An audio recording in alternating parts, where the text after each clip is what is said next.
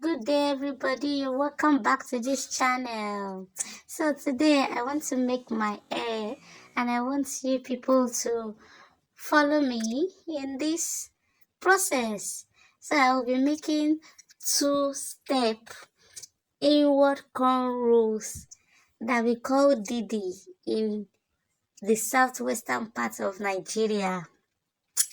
So, there is one popular thing or very common thing that people used to do, or our stylists used to do when making our hair in Nigeria, to be precise. It is always a distant time between the stylist and the customer. So, as I am making my hair, I don't want you guys to get bored. So I'm going to gist with you throughout. And I'm going to tell you a very interesting story that I read. Yes. And you people will enjoy my story. So let's go ahead. The title of my story is The Last Survival. I read this story and I love it so much because it is so touching and has a lot of suspense. So, The Last Survival is a story of, before I go ahead, answer that warned me before I make this my hair.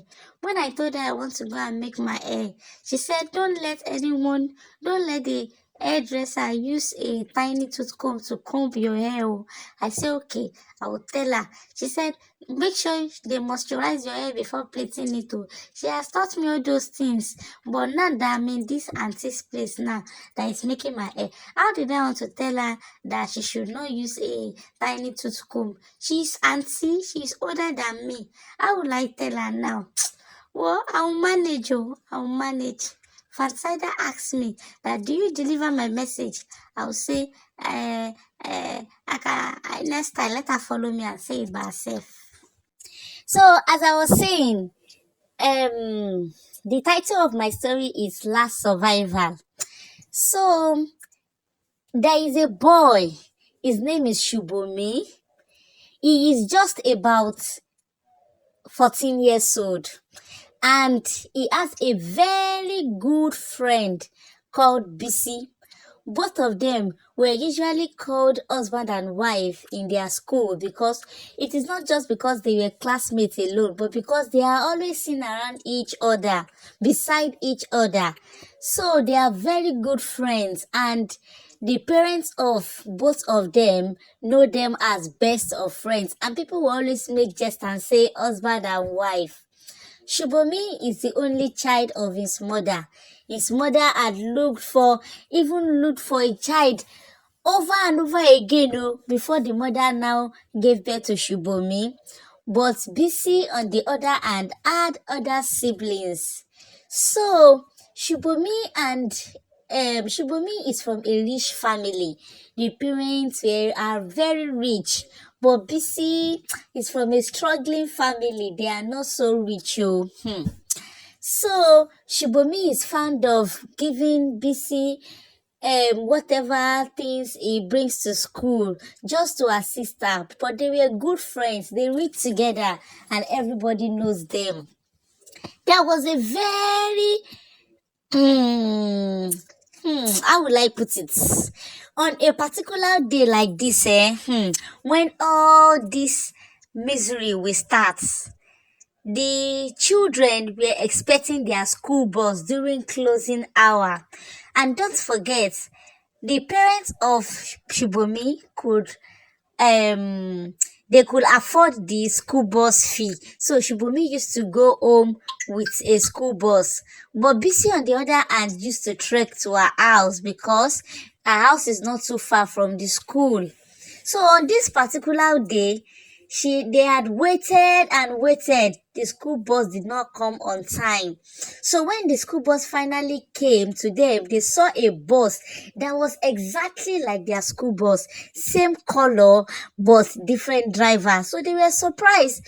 children, they thought maybe the school had employed another driver, and Shubomi entered the bus alongside other students. So Shibumi called BC to enter, that she will alight on the road. So it is going to be less stressful for her since time has gone. And don't forget, don't you might be wondering where the teachers were. The teachers and the principal were having a staff meeting in the staff room. So they did not notice when this bus came into the compound to pick the students.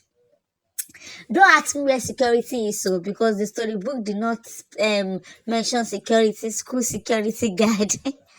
That is how all the students entered this bus, so and the bus took them away. But the next thing the student noticed was that they started falling asleep one after the other, until all of them slept off. So they woke up in a very lonely, thick forest, and they started crying. There was nobody that they recognized except themselves, I mean the students, and the driver that picked them. The students were like, "Where are we?" But they had been shamed and handcuffed like criminals. May we not fall victim of any of these evil people. Oh, say "Ami" in your language. The parents of Shibumi were worried when it was getting dark and they had not seen their son. So they went to the school to complain. Meanwhile, the school authority too were already panicking when the real driver came and said he had problem with his tires and he has come to pick the kids. And somebody was like, "But the kids, you have come to pick them earlier on," and he said he was not the one. They were panicking and they were going helter-skelter looking for the children before parents started coming in to ask for their little ones. When parents started coming in, they narrated the incidents to the parents, and the parents were thrown into mourning or cry, and they were disturbed. They went to the police station, and that is all for now for the side of the parent and school authority. That is how these children were in the bush crying. Some of these two children were sold to strangers in the forest, while some were taken away by those people that had handcuffed them. There was a particular day, like after spending 3 days in the forest, on a particular day, there was only one of those kidnappers with the students. He fell asleep, and Shubomi tried and cut the or removed the chain that he was chained with, and tiptoed to BC, where he helped BC to get rescued. Like he freed BC from the chain and some other students, and they ran away. So they were running as fast as they could, although they were tired and hungry and thirsty, but they tried and managed. They ran into the forest. As they kept running, they were getting deep and deeper into the forest. When they look left, they see bushes. When they look right, they see bushes. They were so tired, but they kept running. They started trying to look for means of survival since they could not get out of the forest. They were cooking bushmeat, hunting, creating fires with stone, and so on and so forth. Then the minutes went by, months and years that dripped by was graying away their youths. They had already spent up to almost 6 years in the forest. They had become bush boys and girls.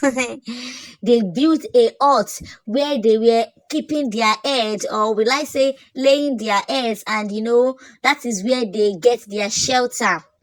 This was how they were surviving all this while, but it was not enough. They still wished to go back home to their loved ones. Days went by, years went by, they keep going further into the forest. When they get tired, they will create another hut where they would rest and take water and look for animals to hunt. This went on and on and on and on, but they did not get out of the forest. It was a very terrible experience in the forest, though, and there is no time to even explain everything. But another 2 years passed. Only five out of seven of them were remaining. One died as a result of hunger, and the other died as a result of being attacked by wild animals and could not run fast. Another 2 years passed by, and it was only four of them, Bisi, Shubomi, and some other two girls that were alive. They were trying to make sure that they survive and go back to their family. The whole journey was riddled with a lot of fearful things. They could hear strange voices coming from afar, very strange and demonic. They would run for their lives and cry and pray, but there was nobody coming to rescue them. They would look left and right again, and they could be attacked by a very wild animal. They would run and run and run to a place that seemed safe again. Who then will survive? Because there was only one last survival. See, this auntie now stay to watch this video to the end because of my story. All of you like story, sha. I will tell Auntie Saida that all of you like story. But this is where I will stop my story now. In my next video, if I want to come and play another style, I will tell you the concluding part of this story. But before I tell you the story, all of you should subscribe to this auntie channel, because she's the one now that give me phone to go and do camera my hair, and she said I should be telling all of you. She gave me the opportunity to tell story and do this video for you people. So you people should subscribe to this auntie channel. If not, I will not tell you the concluding part of this story.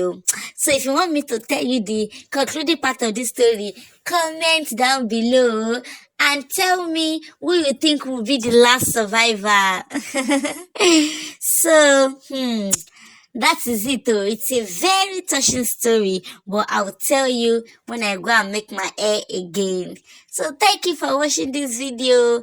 Turn on your notification bell and stay tuned for the next video. I've finished my hair now. Now Shakara will start. Shakara will start. Shakara will start. Shakara will start. I will go home and do Shakara. Thank you for watching.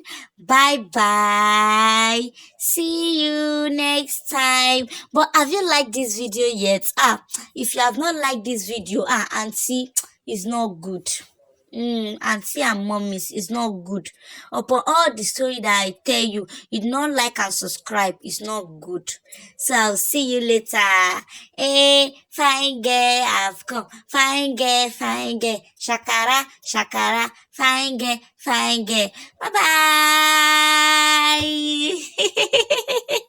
bye.